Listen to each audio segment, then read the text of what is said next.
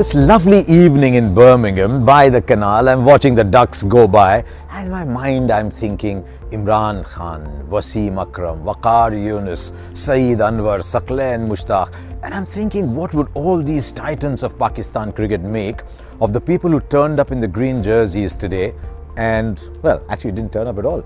And I just wonder what the feelings are, because I've seen a lot of Pakistan cricket over the years. I've seen some teams full of skill, I've seen some teams maybe a little short of skill, but I've always seen a skirmish, I've seen a fight, I've seen passion when people play for Pakistan, and I didn't see that. There was no contest today. Actually, there was. Very briefly, when Mohammad Amir took the new ball and bowled to Rohit Sharma, and I thought, wow, we've got our hands on a really good match today. And just like that, it was over. 173 at the 33 over mark. I told myself at that point that if India get to 288, that's 6 and over, against that Pakistan side, that's still good enough to win a game. 288. But then once Yuvraj went along, in fact, the way Yuvraj batted, Virat Kohli said in the press conference afterwards, he said he made me look like a club batsman. What he did was he allowed Virat Kohli to go through that phase so that he was ready for the finish. 93 in 59 balls, and that was the game. The moment India went past 300, it was over. But why did India go past 300? The brilliance of Virat Kohli, the brilliance of Yuvraj Singh, but also the wonderful foundation that was set not just by Rohit Sharma, but by someone who enjoys playing the Champions Trophy, and that was Shikhar Dhawan. And then Pakistan came out to bat. And I thought, there they are, they've planned it well. They're playing for Duckworth Lewis, 104 for no loss in 20 overs, and they are home. And then I waited for some action, and I waited for a little bit more.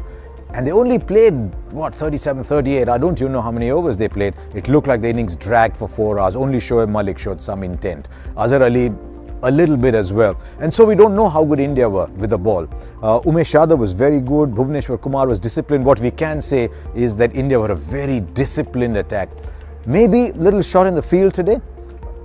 One piece of brilliance by Ravindra Jadeja, which you expect from, but otherwise, just a little somnolent in the field. Maybe that is the expression for it. And so we've got an India-Pakistan game today that had none of the passion, none of the excitement, none of the competitiveness. I guess a lot of people would sit there and say, right, we'll take our points, man, because we've lost in the past. But I was a little disappointed by the quality of the contest, overjoyed by the fact that India put out a performance that didn't get a response. Sometimes great boxers do that. They enter a ring and they win the game before the match starts. They win the bout before the match starts. I thought India won this before the match started today. So a powerful performance by India, no response from the other end, and I think India have shown the rest of the world, look at us a little more seriously. We are serious title contenders.